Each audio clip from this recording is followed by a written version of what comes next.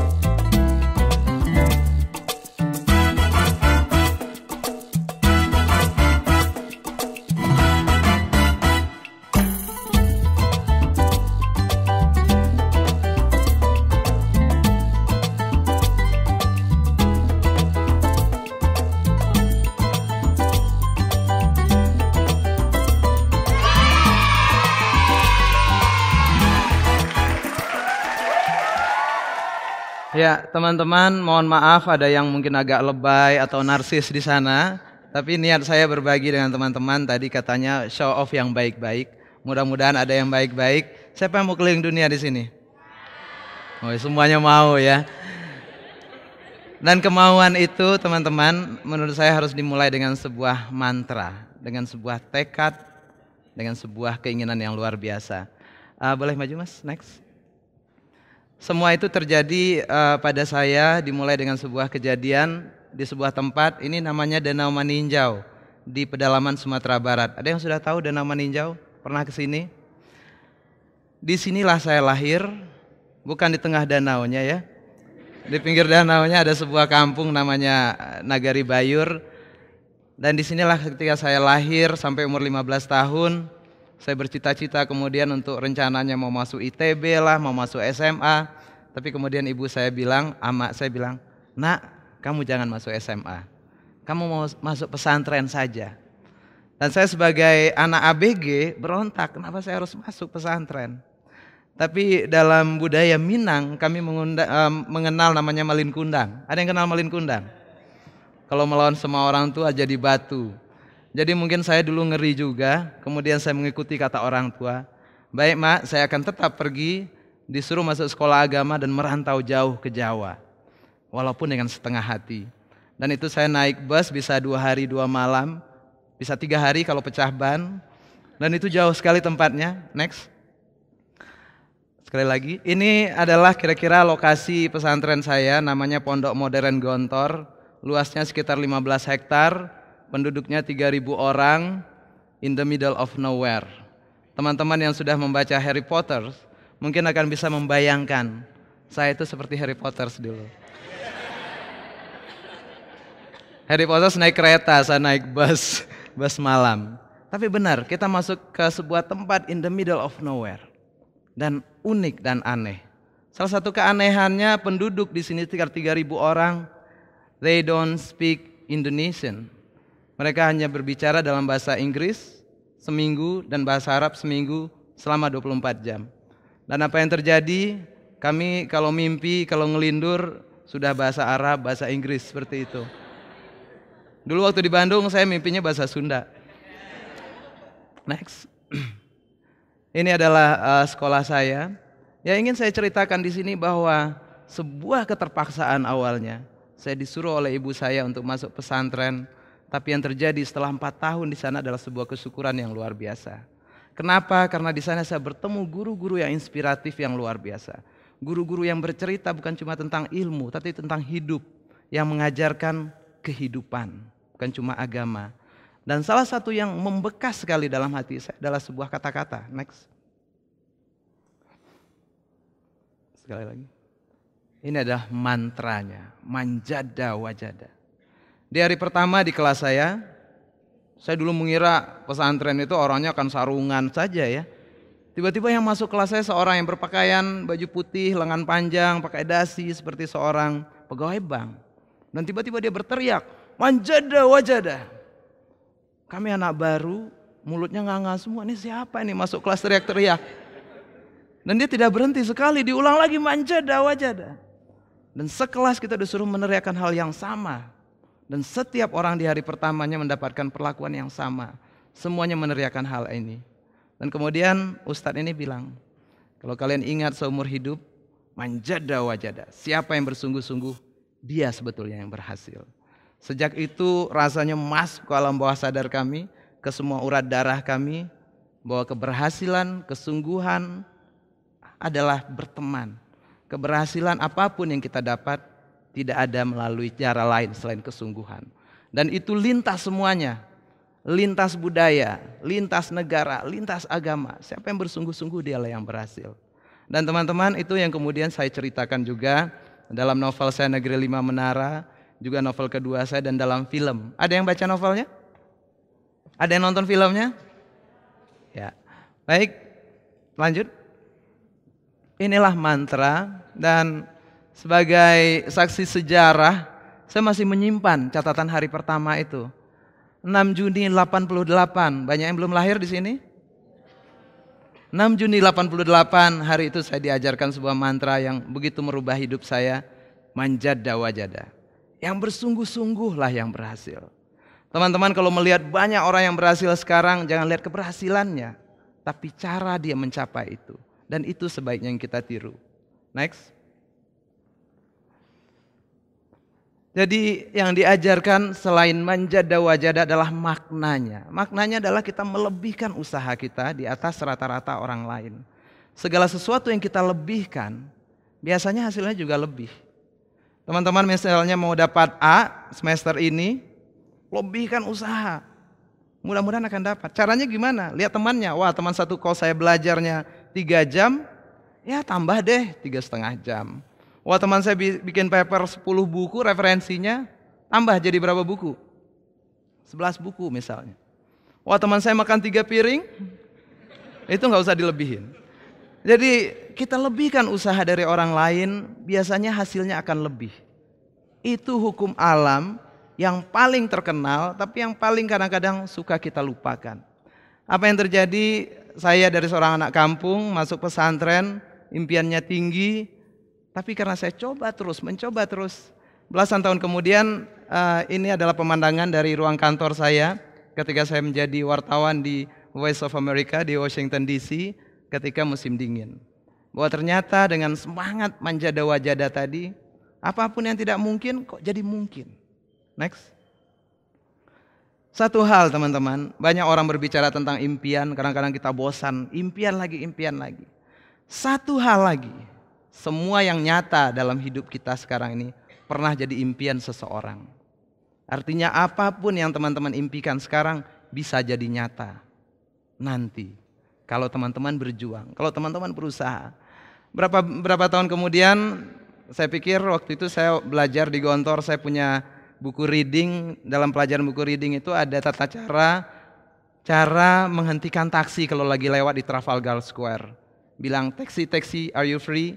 Dia berhenti, taksi hitam London itu ya. Apa yang terjadi belasan tahun kemudian saya benar ada di sana. Saya dapat sekolah di London dan saya coba, berhenti juga tuh taksi ya. Jadi antara yang kita lakukan sekarang dan depan itu koneksinya bisa kuat kalau kita terus bela impian kita. Terus kita perjuangkan. Impian bisa jadi nyata. Impian bukan cuma kapas, bukan sebuah awan, bukan angin lalu saja, bisa jadi nyata. Next. Lalu tadi teman-teman speaker udah bicara, Ernest juga bicara. Kalau sudah dapat kesuksesan apa? Apa kekayaan? Kesuksesan adalah sesuatu yang kemudian membuat saya berpikir ulang. Pada tahun 2007 saya merasa banyak impian saya tercapai, bahkan multiple. Pingin cuma belajar di satu negara, dapat di 4 negara. Pingin keliling ke berapa negara, dapat puluhan negara. Dan waktu itu saya berpikir, apakah ini sukses? Dan tiba-tiba ada sebuah kalimat yang mengetok di kepala saya. Dan ini kalimat ini adalah sebuah kutipan dari hadis, dari nasihat Nabi Muhammad yang dikutip oleh guru saya dulu di Gontor. Dia bilang, sebaik-baiknya manusia adalah yang bisa membawa manfaat buat orang lain. Bukan sebaik-baiknya manusia yang hanya manfaat buat diri sendiri. Sejak itu kemudian dalam kondisi agak galau waktu saya pikir, aduh saya bermanfaat nih buat diri saya aja selama ini dan teman-teman dan keluarga. Tapi tidak luas. Bagaimana meluaskan manfaat ke sebanyak orang? Saya mencari pencarian ke dalam dan saya merasa mungkin dengan menulis saya bisa berbagi manfaat lebih banyak. Jadi teman-teman, silakan Anda semua mencari bagaimana cara bermanfaat. Karena itu tanda manusia yang terbaik. Setiap kita punya cara bermanfaat dengan cara masing-masing. DNA kita itu punya cara bermanfaat buat orang lain. Tidak harus yang besar-besar, yang dekat-dekat juga boleh. Saya bersama istri membuat sebuah sekolah gratis di dekat rumah saya. Dan kita mengumpulkan semua orang, ayo siapa yang mau bermanfaat. Ada mahasiswa yang datang, dia bantu ngajar. Ada profesional yang dia bantu bikin laporan keuangan. Ada anak SMA yang bilang, Om, saya nggak bisa ngapa-ngapain, tapi saya mau bermanfaat. Kamu punya duit nggak? Enggak. Ya udah, kamu berdoa aja. Berdoa, dia bermanfaat itu. Tapi ada seorang lagi di Facebook, kalau nggak salah, dia masih SMA juga. Saya nggak punya duit, tapi mau bantu. Ya udah. Kemudian dia menyisihkan celengannya, jajannya harian, dan tiap bulan dia dapat 50.000, dia kirim buat kita. Jadi bahkan teman-teman, as simple as that. Setiap kita bisa bermanfaat dengan cara kita masing-masing. Silakan mencari manfaat masing-masing di dunia ini. Pasti ada. Next. Ini komunitas menara. Next. Ya. Satu lagi yang ingin saya sampaikan, bahwa dalam hidup kita banyak cara bermanfaat. Tapi menurut saya salah satu yang paling luar biasa adalah dengan menulis.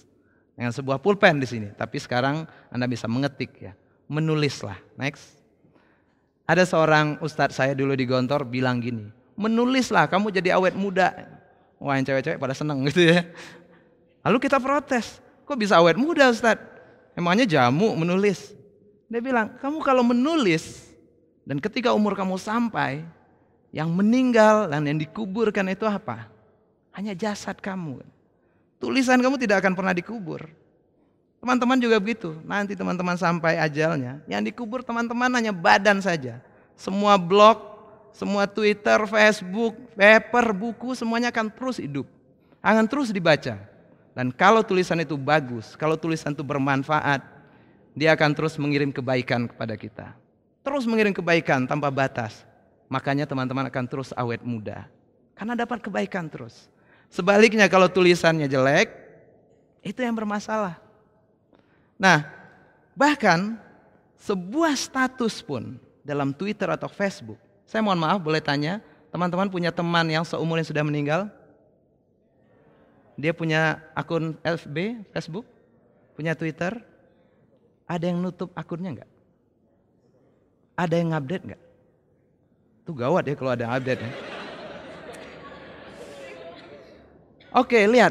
Siapapun kita.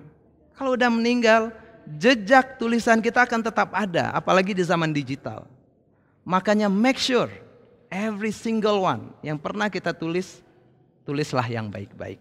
Tulisnya ada yang membawa manfaat.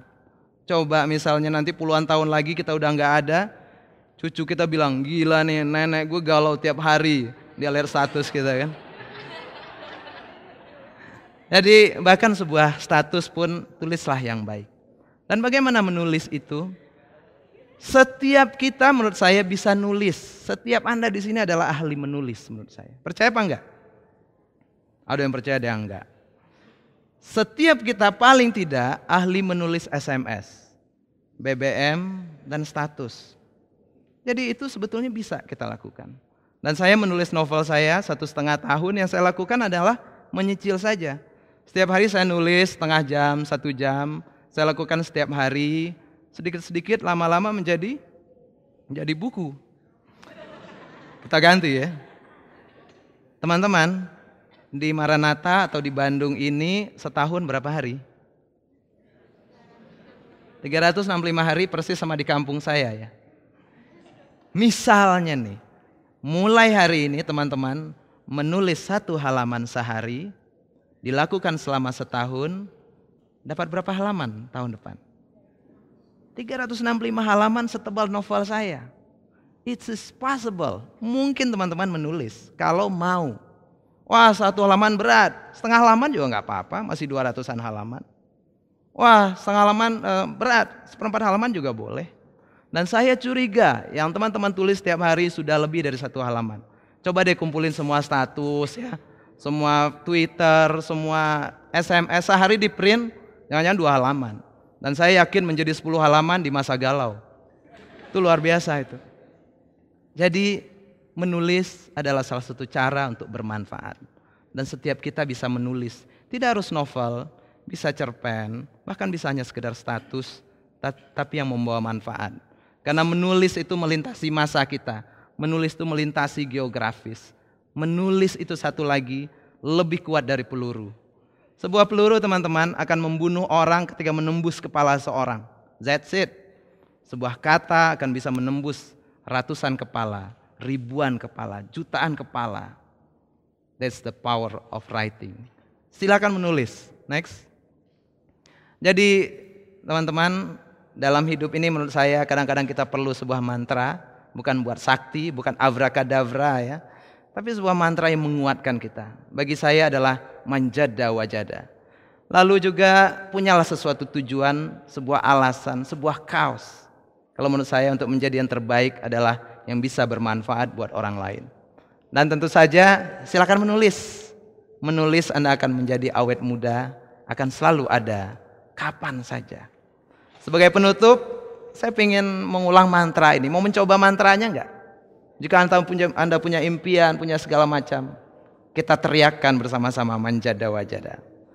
Manjada wajada. 1, 2, 3. Manjada wajada. Saya bilang manjada, Anda wajada ya. Manjada. Sekali lagi, manjada. Semoga kita tetap bersungguh-sungguh. Semoga kita terus bermanfaat. Semoga kita menulis. Terima kasih. Assalamualaikum warahmatullahi wabarakatuh.